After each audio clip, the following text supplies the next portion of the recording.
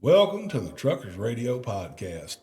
We got Mike from Georgia, and we got William from Washington on here today. And we're going to talk about capacity rates and what it's taking to make a dollar out there on the road today.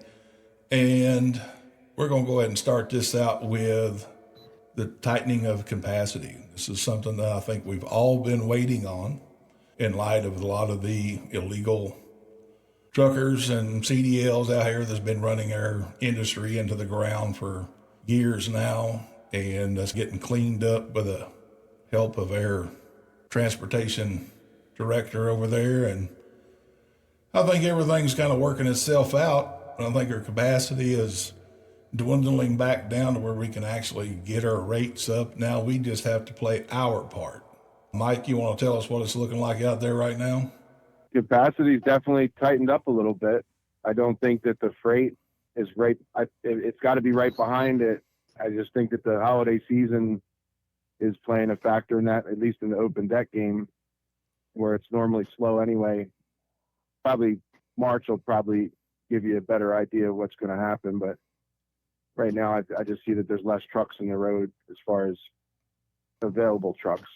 That being said, they've taken out thousands and thousands of the illegal, undocumented CDLs out here. The CDLs has been put into place just simply because somebody exchanged a couple of $100, and now all of a sudden they're a truck driver with a CDL in their pocket, and they're out here in a killing machine.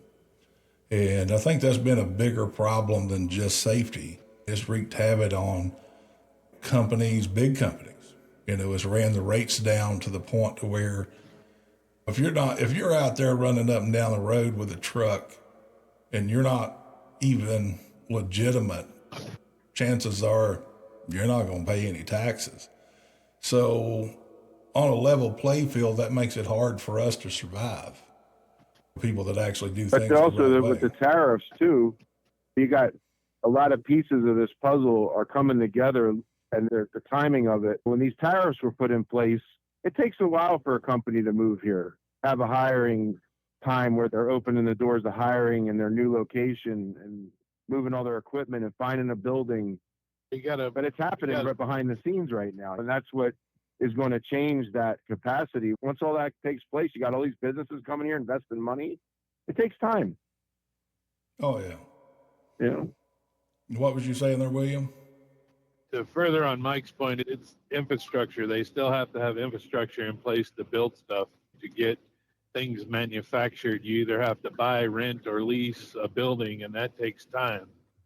And whatever your business is, whether it's steel or manufacturing of washing machines or anything in between, it takes time to get all that infrastructure in place before you can be productive. And that being said, there's some companies there's a very small percentage of companies that can come back in. I think General Motors and Ford has done some of this. There was a steel plant, I'm wanting to say, up in Michigan that came back in and started firing up their furnaces again. I think the biggest misconception with the tariffs is not to punish other countries. It's not to punish the American people and drive the pricing up. It's to make things uncomfortable on these companies that has taken our jobs to other countries for cheap and slave labor and turn up the heat and force them to bring our jobs back to our country. That's the grand Leverage scheme of what needs to happen. And I think that's what Trump's got his eye on. And with any kind of change, there are going to be some things that's uncomfortable to start with. And I think if we follow the lead and sit back and just take in, I think a lot of people don't even realize the amount of good things this man's done in his not even a year. That says a lot. And not to mention the things that was done before he got in there that he had to go through and fix. If we just stayed another 4 years under a corrupt Democratic president, we'd have been in trouble. We wouldn't even have been a country anymore. We'd have been a third world event. It's crazy. And don't get me wrong, I know there's a lot of anti-Trumps and a lot of this. I'm not trying to get political with any of this, but the bottom line is you can sit there and bury your head in the sand if you want. He's done a lot of good. And some people are going to be on the wrong end of that. I know a lot of the Democrats Proof are is in the pissed off. pudding. Yeah. I mean, a lot of the Democrats are pissed off because the cookie jar lid got closed on their hand. They was just a big write-up the other day about Schumer. This cat here, he never ceases to amaze me. He's embezzled and hell, there's a bunch of them that's embezzled and skimmed money that Doge has found, and they're sitting there like the deer in the headlight look like, oh shit. And then they get pissed off and try to block up their budget and everything because they're not getting theirs. That's just wrong. Should be in handcuffs. I don't understand why they're not. Well, that's above our pay grade. Yeah. You know, obviously they're above the law to a degree, and it's been proven time and time again. But back to the rates and everything, I mean, it's with the capacity slowing and getting to where they're not covering the loads, we need to do our part as a whole, as owner operators, and we need to start negotiating a little harder. Quit being desperate. Those days are starting to go away. You don't just have to take the first thing that comes along. So negotiation is key. Hold your ground and know where you stand. Now, if you're in a shit state, middle of Montana, you might not want to hold the cards too long. But if you're in a good spot and you know where you're at, your truck to load ratio, you've got to know these things to operate a business. That's the bottom line. If you're sitting in a good spot and your truck to load ratio is right, hold your ground, get your money. And if we all do this, it will force the rates up to go along with the capacity. Right. You know, The problem is you still got too many people out here that don't know anything about the business, and that were told they could buy a truck and make a lot of money, but they don't know how. So they just keep taking loads at severely reduced rates and driving the other rates down for the people that are out here making this a career. you're exactly right. And that's where we offer the consulting into our industry here. I put it in the email. All you got to do is send me an email. Let me know. I'll get you set up. We don't really even charge a whole lot, so don't get freaked out that we charge thousands of dollars. We want to see you survive. And we do have to be paid for our time to a degree, but it's very reasonable. And you can call in and we'll set you set up on a weekly, maybe a couple times a week, where we sit down with you. We go through your settlement sheets and we kind of fine tune your truck and see where you're losing money. If you're with a bad company, or if you're in a lease program that's just not profitable, we can help maybe direct you to somewhere that is profitable. I know the oldest saying, you can't make no money with a lease. That's not true. I've made a lot of money over the years and helped a lot of people, made a lot of money with leases and stuff like that, which I wasn't always. I've helped a lot of people, and I've made a lot of money in certain cases when I did lease trucks before I ever owned a truck. And I'm not even saying in some cases that it's not even better to lease a truck. If you got problems with a truck, you're married to it, it can drown you. If you're with a lease, a lot of times you can trade that lease back in and get you a different one. There are such things as problem childs in trucks that will put you out of business. I've had many of them, trust me. You don't want to be. I bought one truck, I was married to it, and hell, within 30 days it blew an engine, and another 30 days eat the fuel system, cost me another 10 grand. Trust me, it can happen. What's Murphy's Law? But Anything mechanical, man, it doesn't matter how well you take care of it. At some point, it's going to eventually fail. And that needs to be built into those rates as well, and knowing your costs, like you were saying. right, exactly. But do people truly know their costs? See, I think a lot of people They just say, well, minus the fuel, this is what I made. Well, there's a lot of other things that go into it. What about the replacement of that equipment you're using? Like you just said, Willie, that, it's going to fail at some point. You're only going to use it so long, and you're going to have to get a new one. Well, what about that? What are you putting money back for that? What about I agree with Mike there. Yeah. Right. I definitely agree with Mike there, because if you don't have any money saved before you even go into this, or don't have a business mind sense to save money, you're in the wrong industry. This business will eat you alive if you are unprepared and quick. Again, very quickly. And if you can't have $6,000 to $10,000 set aside for a major repair, you will fail in this business. It's not a question of if, it's when. Well, nowadays, And that right honestly, there goes back to you, Stacy, where you're talking about the consulting, teaching these newer entrepreneurs how to budget and set up for their truck costs so they know what they're making and what they're losing. Because it's like, I've had several businessmen in my family. My grandfather had a 7th grade education and ran a concrete business for over 30 years. And he told me, he's like, you always need money saved. You need to have a kitty. You need to have a piggy bank, and because things will break in a business. I don't care if you're doing concrete, a mold will break. If you're in trucking, and he had a fleet of 21 trucks, he's like, at any one time you have 21 different problems. exactly. He was like, you got to be prepared.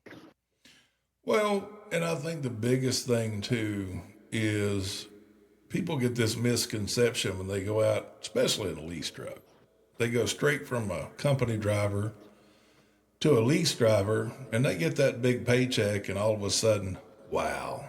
Yeah, they lose their mind. Yeah, it happens. They go 3 different directions, and they forget all that money ain't yours.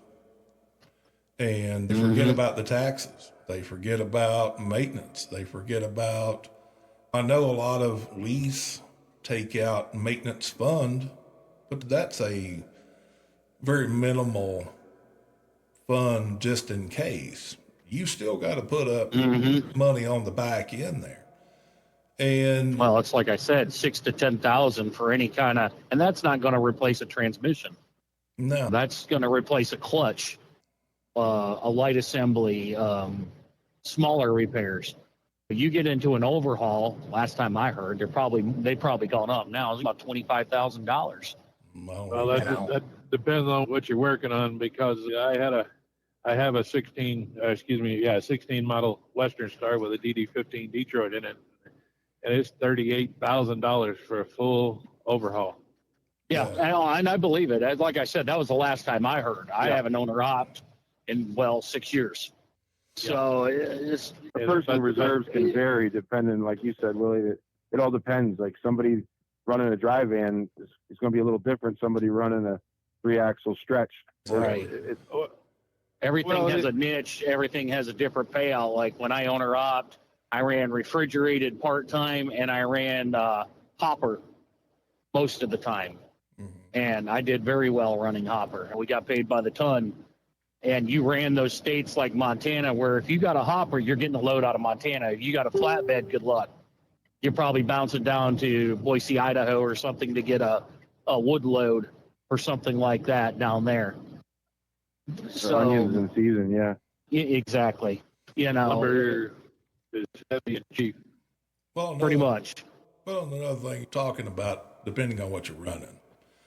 Mechanically, the DD15, you said 38,000 for a full rebuild, and you got to ask yourself some questions there before you get into that rebuild.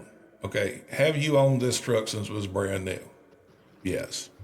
How have you taken care of this truck? Have you run full synthetic? Have you just stretched out your oil changes to the point to where you've got a lot of wear on your bull gears, all that?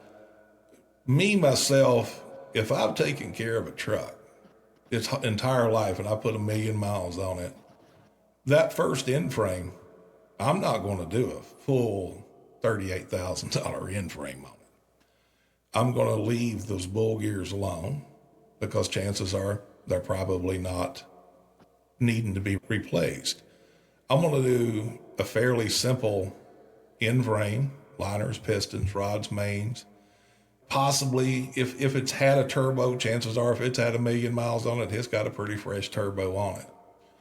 So you can kind of cut your cost down. There's overkill in throwing money at a truck that you're not going to get back out.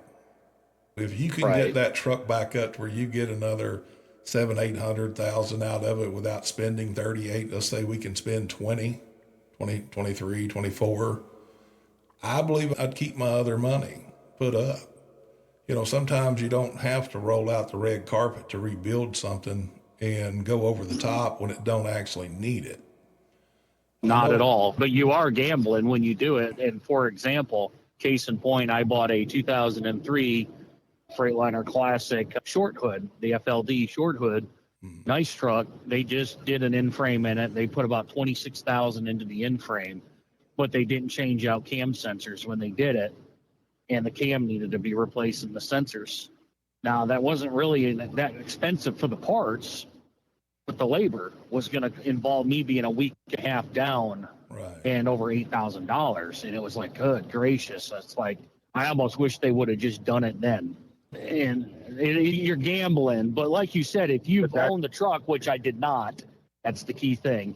From the beginning, you can kind of get a better sense and feel for those things. Well, but this day and age is different, though, with repairs. What you're talking about, rebuilding a motor, you can't even get people to hit all the zerks on a grease job. Well, and you want to give them piston liners and stuff to change, and you talk about micrometer calibrations. I don't think he's talking about some of them. I don't think he's telling you to go down to the local TA or Petro and have them do your. I know that, but even shops that tout that they're good shops. Oh yeah. You get in there, you drop 20 G's, you roll down the road 300,000 miles, boom, piston shoots through the block. Now you go back, the guy's gone, he's out of business. What do you do then? Well, that's one of the things that you don't do that. You don't do that. You don't go to your Ma and Pa to get an engine rebuilt. You take it down to Cummins or Detroit or a certified shop that has a warranty, things like that. You do. There's certain things. There's a certain amount of money you are going to have to spend. Kind of look at some reviews. How long they've been in business. Look at the reviews of the shop, man. You go to some place, Wreck-It Ralph's, Overhauls R Us, and you notice they haven't been in business that long. You might want to steer away from that too. This is where I kind of take a lesson from the mega carrier. I don't follow everything, in my opinion, but I really believe you warranty your way through this business anymore. I don't think you go that route because it's a risk for a guy that's a single. Maybe you have 2 trucks, maybe you have 1, maybe you got 5, but I think it's risky to do that because I feel like you use a truck 700,000 miles, 800,000. You got a lot of other things that have wear on it too. And chances are technology has come up so far that you need to get up to speed with technology. It helps your bottom line. It helps your downtime. So maybe sometimes it's better just to get rid of it, get into something newer. Mm-hmm. At the end of the day, you use a truck, say 400,000 or 500,000. If you're easy on it, you probably haven't even changed drive tires. Guess what? You're going to have to. That's a good 10 grand steers, drives. It's going to have to get changed anyway. Get yourself into something newer. It comes with them. You know what I mean? Everything else is new now too. It's a logical point. I can agree to that. And there's not just one right way to do something. You can survive rebuilding engines. You can survive on used trucks and things. I mean, it can happen. I mean, and you can have good luck with it. But you do have a point there also, and that's where I say leases ain't always bad either because you're not married to that truck. You run that truck 2 years. Not at all. Give it back and get another one. So many people in this industry, and I see it all the time. They'll go lease a truck from Prime or Joe Smo. I'm not naming one particular company, and they look at it. Oh, I'm going to buy this truck. That's the shittiest idea I've ever heard. Why do you want to buy that? Yeah. For one, if you're going to lease that truck through a company, you're going to pay about $300,000 or $400,000 for that damn truck. Way more than it's worth. Don't ever try to buy a leased truck. It's a lease for a reason. Yeah. It's a write-off. It's 100% write-off, dollar for dollar. Use it as such. It's to get you to the next step in this whole thing. It's a piece of equipment. Use it as it is intended to be used. It's a lease. Don't try to get caught up into that buy-in. Yeah. That's where these companies really get you. Lease it, keep yourself in a new truck. It's got a warranty. Then you're going to save money on maintenance, tires, everything. You know, trade that truck in every 2 years. You know, a lot of companies nowadays, they offer either or. Do you want to buy the truck or do you want to lease the truck? You know, and you get sucked into that thinking, oh, I'm going to buy it. I'm going to own it. But do you really want to own it? And how much is it going to cost you to own it at the end of the day? It's not always, everything that glitters ain't always gold. You know, it's used. Well, you're making a good point there. I mean, you wouldn't go out and buy a rental car from like Hertz. It's trying to marry a hooker, and you got to ignore the cigarette burns. There's some things you don't do. So, you know, but it all depends on the situation. There's like in normal circumstances, yeah, but like let's say you just needed a car that, hey, I'm gonna take people to like medical appointments, so I don't care if it's got a bruise. I don't care if it's, but you know what? They're going to sell me this used rental car for a song. So guess what? It's going to serve a purpose. like the reason they were selling it for a five song. other reasons, you know, it might not fit 5 other scenarios, but this one, guess what? There's somebody out there that will have that scenario. Well, this, Yeah. Mike, this is openly debatable, and it's at best. But the thing it falls back to is making wise business choices. Do you want to buy something that some young teenager rented and drove 100 miles per hour everywhere he went, and then some older guy drove 10 miles under the speed limit everywhere he went, and then some middle-aged guy drove 100 miles per hour wherever he went, and that car has had so many people in it and has been driven so many different ways? It's not a sound business choice. well, There's better places to find equipment for a good deal. And In that's most the same thing that circumstances, you're right. transposes into bigger trucks. You know, you're going to look, all right, this truck was a fleet maintained truck from, I hate to say it, Swift. There's an if there, but you know it's fleet maintained. So you got that. And if you lease it and then at least it's coming with some kind of warranty, like Stacy says, you can write the truck off, write the maintenance off, utilize the equipment for 2 years, and move on. If you buy that equipment, then you're married to it. And if that guy grinded every gear in that truck and they never replaced it, well, then you're out $5,000 for a clutch, or possibly worse. So it goes back to making sound business choices, and again, having the money to begin with. And this is what a lot of new entrepreneurs don't grasp, is having that money put away to begin with to cover costs. There is a lot of startup costs. You will not profit your first year. You know, so you just got to sit there and get a plan. Circumstances too. You might come from a different place in life where, Very true. you know, it doesn't apply to you. Like, well, let's say, you know, you're a trust fund baby, so you got some money to throw around. Maybe you're not. Maybe you come from, you didn't have nothing. So you don't know. Everybody's got a different starting point, you know, too. You're right. They do. But that, again, it doesn't change the foundation of how you should start. No, it You doesn't. know, well, back to what I said earlier, there's several right ways to do something. Not everything is cut and dried, right or wrong. Okay. You can go at this business multiple different angles and still succeed. The key factors is in it all. Common denominators in survival is knowing how to operate a business. No matter which way you come at it, the common denominator is you got to know how to operate a business to survive. It doesn't matter if you're a trust fund baby. That trust fund runs out. It doesn't matter if you buy a used truck, fleet truck, whatever it may be. If you prepare and you operate your business in a sufficient manner, you will survive 90% of the time. That's pretty much But a it. person's got to be honest with themselves on where they actually sit too. If you live in a fantasy world and you say you're looking at this guy over here, you got to know when to decipher who you are in that, Right. and not play fantasy games, because that's a lot of people get in that trap too. They watch this guy over here running down the road with a big stretched out Peterbilt, and that's not you. Well, Doesn't mean you're wrong, like you said. There's more. you can't start out in that Peterbilt. And that's what everybody wants to do. And I hear people time and time again, I have people call up and say, man, I'm going to go get me a big W900. That's my dream truck. Well, keep it a dream, because you're not going to be able to start out. You do not have the connections. You do not have the mental knowledge you need to operate that truck and afford a truck to that degree until you've been in this for a while. You're going to have to get into the shit a little deeper before you're able to afford that dream truck. And that kind of goes back to making shitty decisions. You just can't. I always say every shitty idea I ever had involved a truck. That's the truth in such a way. But you got to learn how to make money in every market. People go out of business because they're not prepared. They go out of business because they don't know how to run sufficient. I mean, how can one guy make money and pay his bills and the guy beside of him file for bankruptcy? And it's simply I think that falls under overhead, personal overhead too, Stacy, which a lot of people don't account for. It can. Personal overhead, if you're up to your knees in back child support and you got a repossession of a car on your hand and you're facing tons of personal debt, owning a truck might not be for you because obviously you're not good with money and budgeting.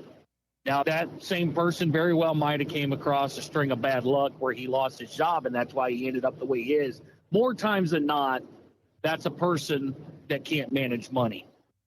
Doesn't have no business trying to manage a business because a car will nickel and dime you to death. These trucks will $10,000 you to death. It adds up quick. It can be one of the best choices you make in your life to be an entrepreneur, be free, and run a business, or it can cripple you. It all really depends on how strong of a person you are and how well you can think on your feet and how well you are to adapt. To go to Mike's point, you've got to be adaptable in this business. You got to be able to grow with the technology. You cannot sit there and be stubborn or you will be left behind. You got to be teachable. You have to be teachable at all times. You don't know it all. You never will. That was my next thing.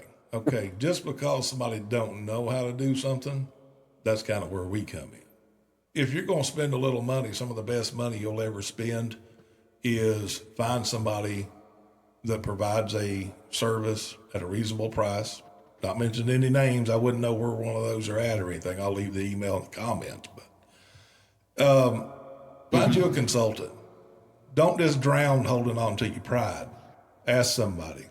It's not as expensive as you think it is to get help without drowning. There's a reason business consulting is popular. There's also a reason why people go out and to get degrees to become business consultants that major in marketing and business organization, because that's what you need to succeed. It's not just driving the truck and holding the steering wheel. It's not just managing the money. You're wearing 5 different hats running that business. Mm-hmm. You're your own accountant. You're your own preventive maintenance scheduling specialist.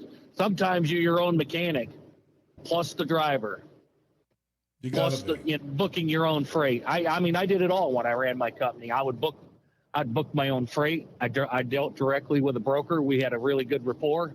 Mm-hmm. I made my own appointments. I scheduled my own maintenance. Sometimes I did my maintenance on the road. I adjusted my own slack adjusters on the road. I had manual slack adjusters. I'd get under there, do that, and save money. When I came home, I had a rule, and this worked for me. I walked away from the truck, and I went and did paperwork, and I paid a mechanic to do everything else that needed to be done. It's not that I didn't know how to do any of it. I just paid somebody else. It's a tax write-off. So, and that gave me time to go file my books, and that's what worked for me. One thing I've always told everybody, the first thing they get into a truck, you can't own something, you can't operate something unless mechanically something about it.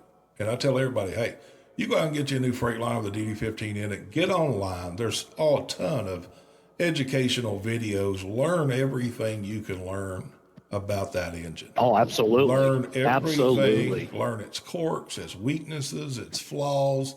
Learn everything you know, because the absolute death wish is walking into a shop saying, man, I don't know what's wrong with it.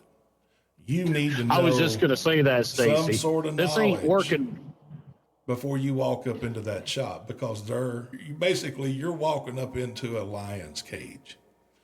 They're going to eat you are, and it's not like working as a company driver where you can go bring the truck into the shop and go, I don't know what's wrong with it. They pat you on your head and go wait in the break room.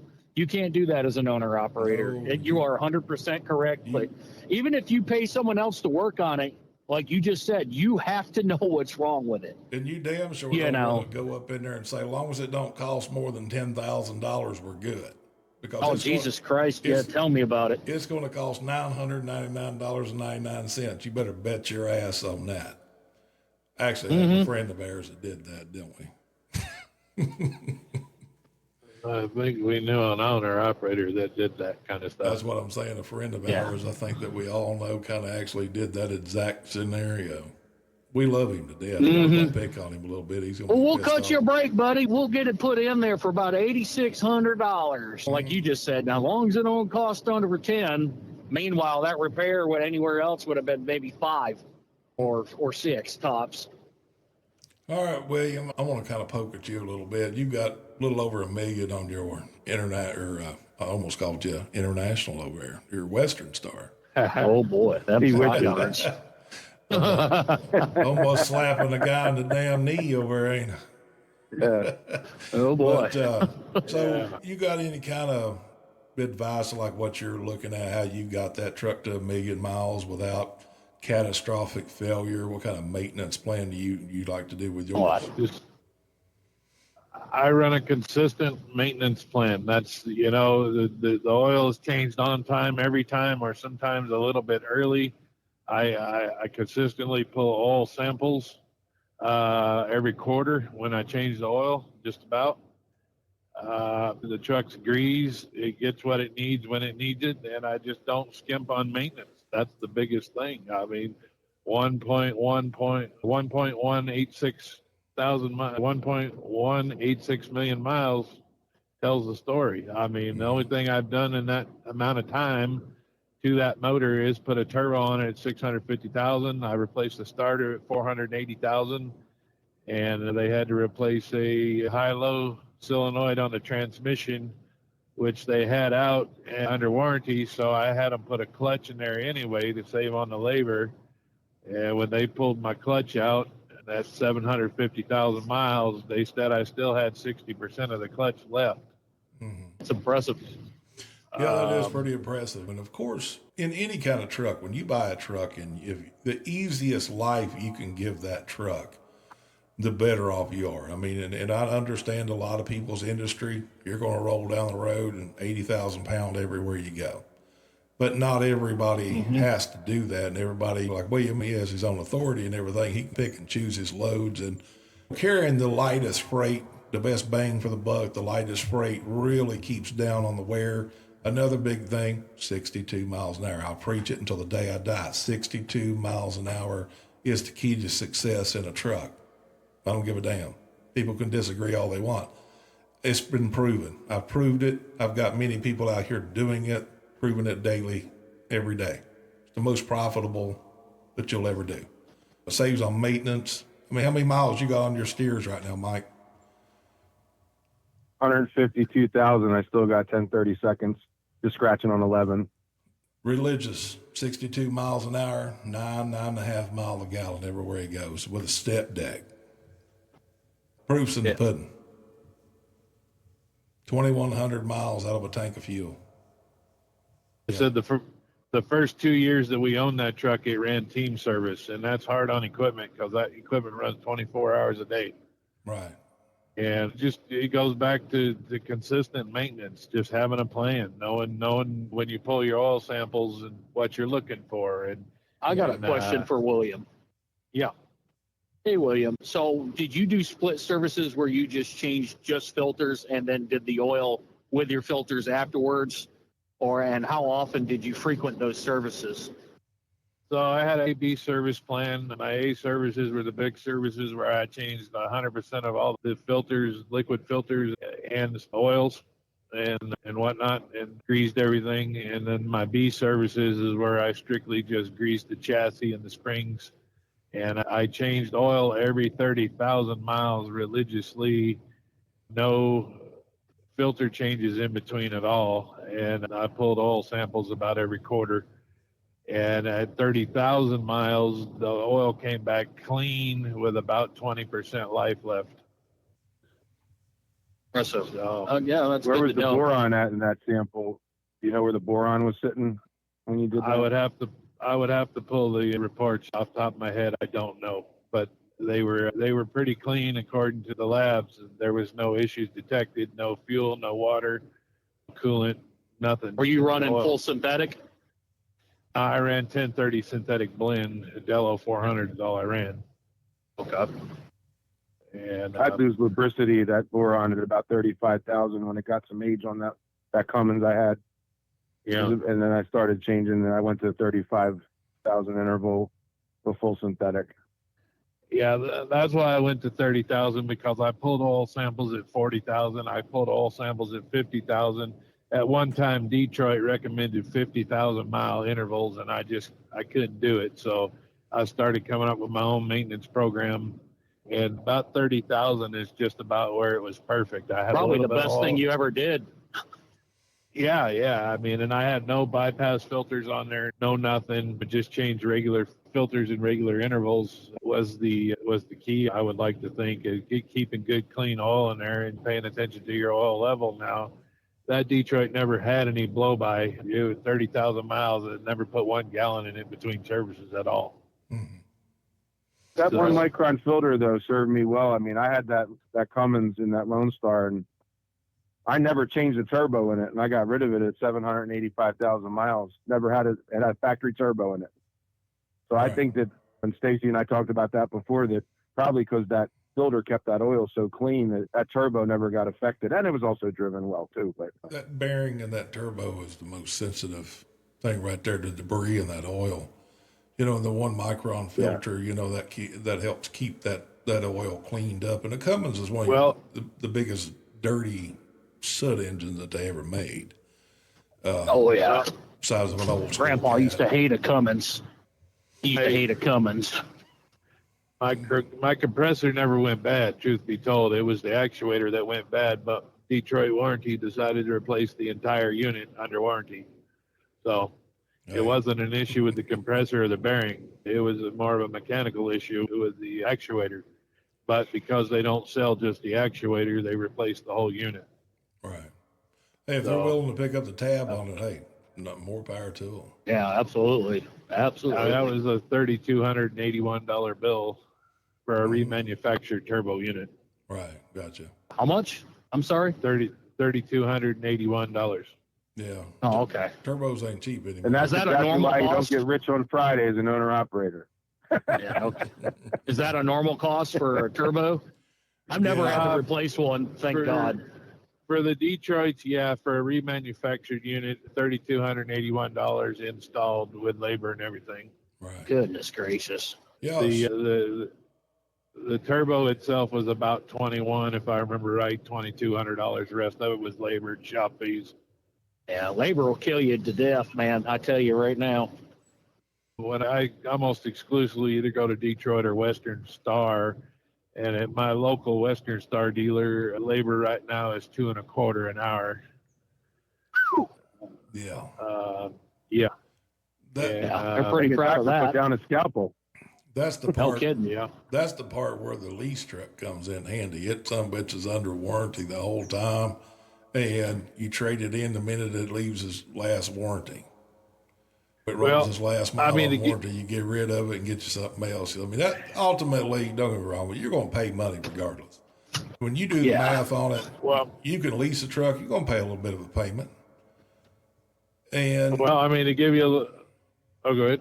and you're going to roll that truck down the road more consistently than being in the shop. A lot of people does not take into account a downtime. Downtime costs you money to fix and costs you money that you ain't making. So it's a 'Cause it's double time. edged sword Yeah. there. Time is money always. And Yeah, a lot of can't you're make more averaging time. you're averaging $6,000 to $7,000 a week, like I did, and that, like I said, for that cam, it was going to be a week and a half.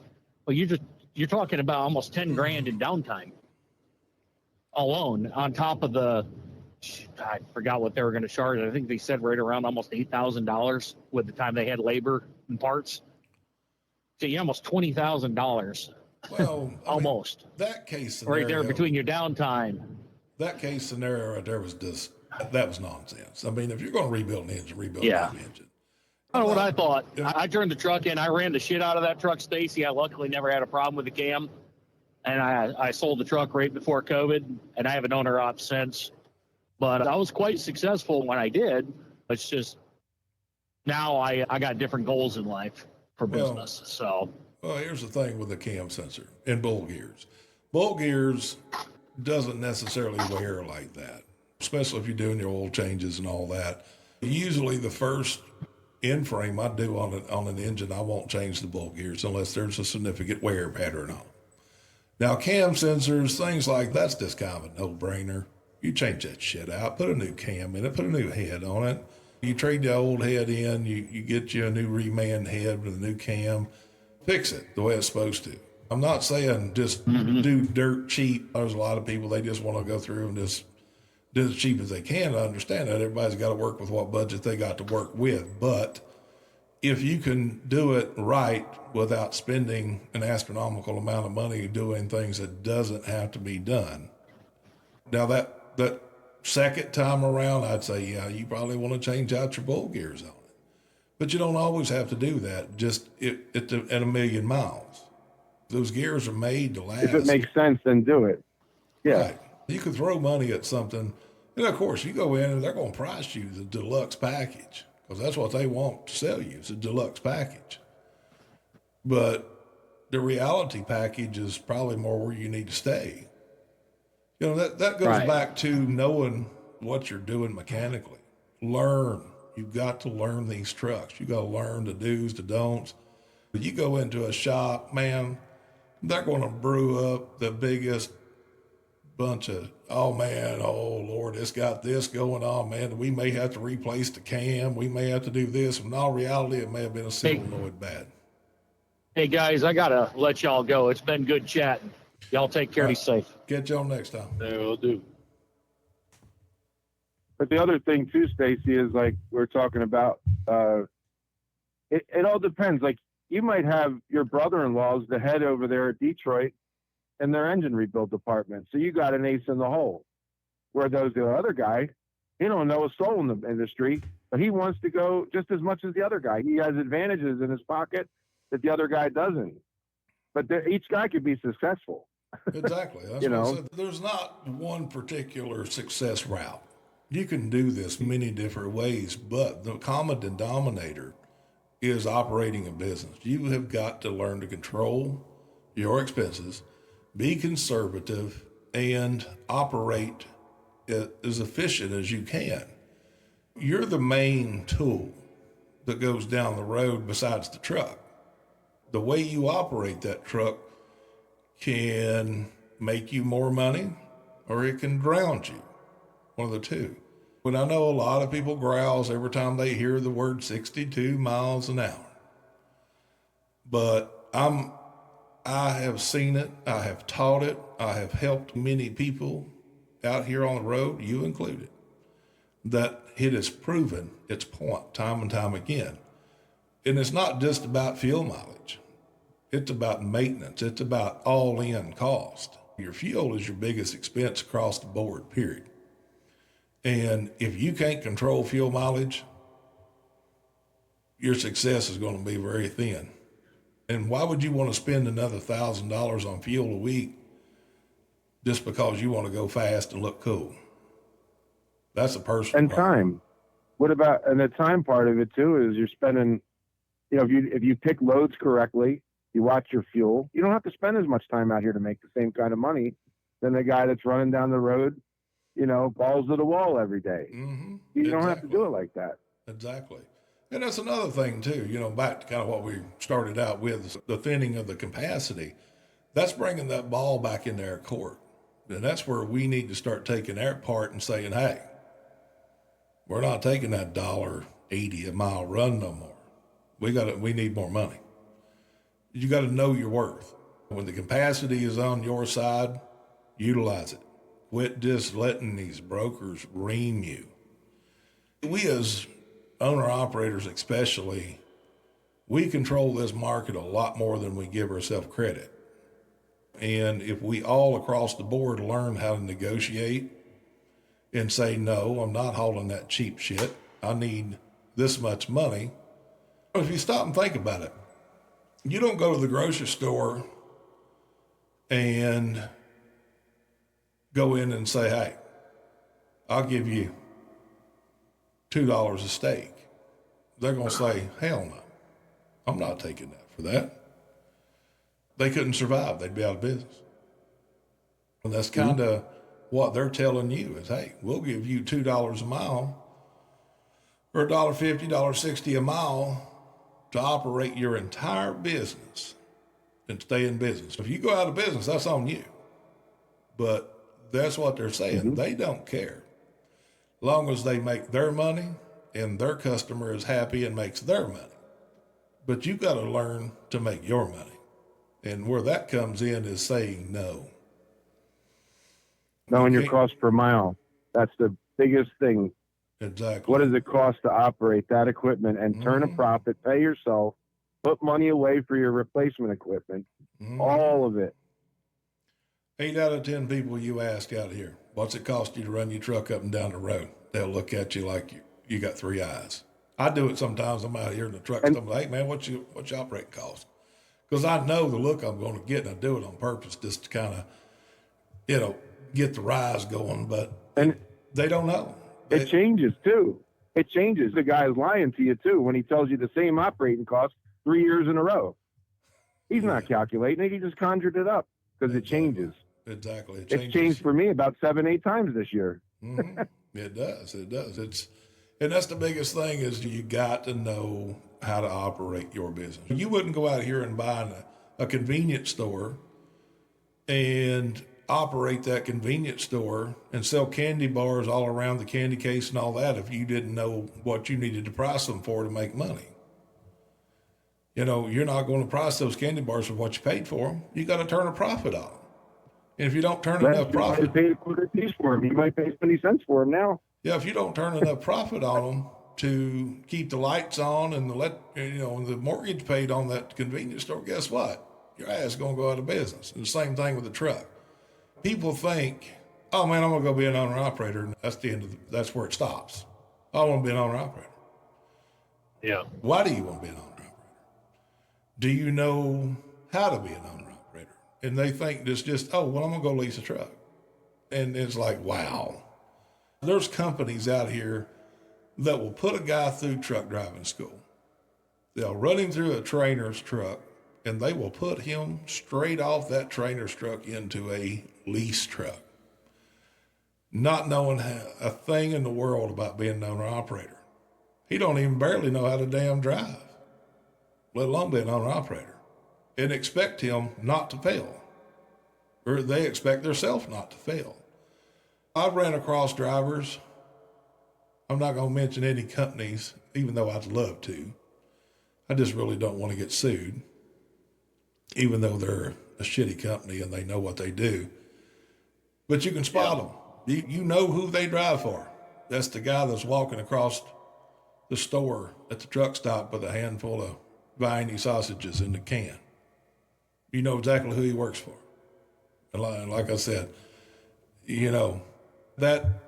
those people, I've seen people lose their house, everything, and they got their wife and their kids living in a truck on the road because they've hung on to this boat anchor in such a shitty lease deal that they've drowned their entire family and had to put them in a truck. And now all they're doing is they're eating. They're depending on cash advances on the next load to feed their family and eat. And most of the time, that's not a lot. They're in there buying these sausages. You might as well just hang it up then, because that's over.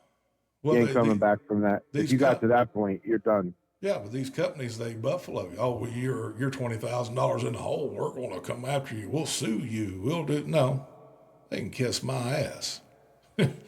You're going to just eat that. Just no. And that's part of our program too, is we take a look at the lease. And it's a lot easier if you call us or send us an email and get in touch with us before you go do it, because we can save you a lot of heartache sometimes and getting with a decent company that absolutely is geared for success. That's the thing. You just can't come out here. There's a lot of scam. anytime there's potential to make a significant amount of money, Right. there's potential significant amount of scam. That's just the way it works. The lease program, I don't think is a bad thing because not everybody's got the credit nor the down payment or any of the above to go out and go buy a truck. And my biggest argument to a lease truck is if you're a company driver and you have no clue how to be an owner operator and you're trying to learn, are you sure you want to go out and marry a truck? Because that's an awful big step to go out and see if you want to be or can survive as an owner operator. Because this business ain't cut out for everybody. It's a labor of love. There's a whole lot of it. And not always are you going to always make more money. Right. And that's a good point too, that you got to know when and have the ability, I think, sometimes to weather the storms properly. And I'll admit the last 3 years, I'd say maybe 2.5, maybe not 3. The last 3 years has been survival. It's been take care of your equipment, don't run it into the ground, pay your bills, put a little bit of money back and just kind of sit back and just don't go and run the same way because you just can't. These rates would have ran you into the ground if you did it that way. Wore out your stuff. But that all goes back to when you were prepared. Were you prepared? Did you have enough put back so that you could do that? That's so important because this business is not straightforward. Hey, just plug it in and go. No, you're going to have rough times no matter what. It's coming. And that's where the strongest survive is preparation. Well, that's another thing also is, just like you said, survival. This industry is a roller coaster and it always has been and it always will be. And if you talk to any large company and the factors of staying in business, they will tell you they make their money when the making's good. And that means when the capacity's low, you got to ask for more money. You got to make your money when it's time for you to make your money. And this all rolls back into knowing how to be an owner operator, knowing when to hold them, when to fold them. If you're an owner operator, you learn it's almost like being a stockbroker. You got to learn to watch that market. When that market's in your ballpark, it's time for you to make your money. And when that market's not in your ballpark, sometimes you got to fold them and take what you can get and move on to somewhere better. You can't always be in a great market. You're going to run into areas that's not the greatest to get back out of. And sometimes you got to look at your truck and load ratio and say, hey, do I keep pushing this broker or do I take what he's offering me, which ain't a terrible rate, and move my truck to somewhere that I can get a better rate? And that doesn't mean move that truck from Pennsylvania to California. That means maybe move that truck from Pennsylvania to North Carolina or Pennsylvania to Ohio or somewhere fairly short. Indiana, yeah. You don't want to go start taking 2,000-3,000 mile damn runs with a cheap ass rate. Too many things can happen. It's going to cost you even more money. Now you're going to make no money. In an industry like this, you have to learn to read the market. It's like I said, it's no different than day trading or stock market or investments. You got to learn to watch this market. And that's where these new guys we get really benefit from what you offer, Stacy, with the education, because you're not going to learn this.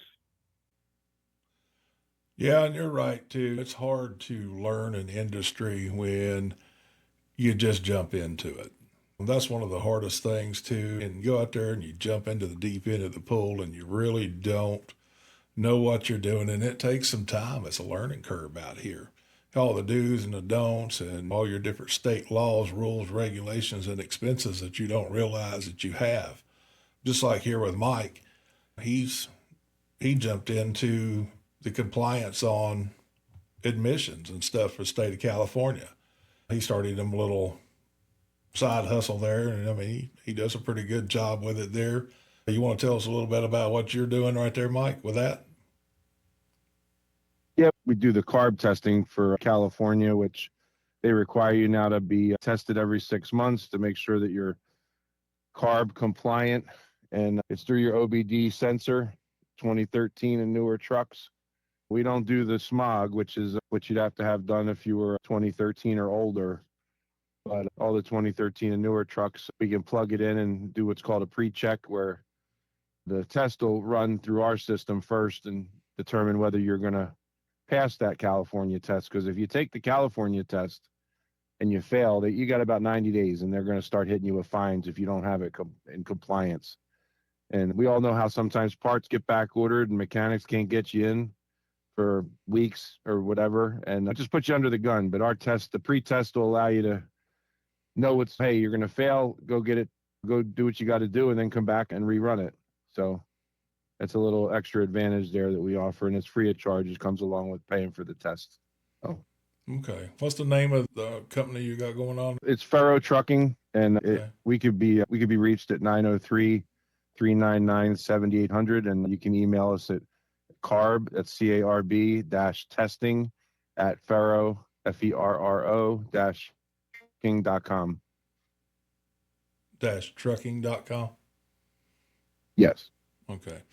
If you'll send me over that information, I'll put it, all that information will be in the link there in the info. So we'll go ahead and throw that out there for him, kind of help him out a little bit. Yeah, it's kind of crazy, all the different hoops and things you got in rules, regulations. And that's another part of learning this industry, is knowing the loops and hoops and not getting yourself into trouble, because when that truck is yours, the licensing, the permits, and all the fuel tax and all the different permits that go through each state. I mean, how many of y'all ever went through the state of Oregon and thought you had the Oregon permit and got popped that big ass fine? That smarts a little bit. It don't take a time or two of that, having your own truck and covering all your own expenses like that, to learn some hard lessons if you don't know what you're doing. Trust me, it's a whole lot cheaper to let somebody help you, give you some inside advice. I've been in this business for 30 years. I've owned trucks, owned companies, brokerages. I've been in the ins and outs of this industry, dispatching companies. I've been all over. So there really ain't a lot of this industry that I haven't done that I can't help somebody with. And that's why we offer the different angles that we offer. Mike's doing his compliance there, carb compliance. We just try to help people best we can. It's just truckers helping truckers. And that pretty well is what we try to do. We try to keep everything reasonable. We're not out here to get over on nobody. Shoot me an email, Mike an email for his carb compliance. We do the consulting. We also offer through the Sabrin Group, which I founded, we offer a full line of mental health, relationship, counseling, all that. We have a whole lot of different things we offer out there. So that all being said, buddy, I think I'm going to wrap it up for this episode of the Truckers Radio Podcast. See y'all on the flip side.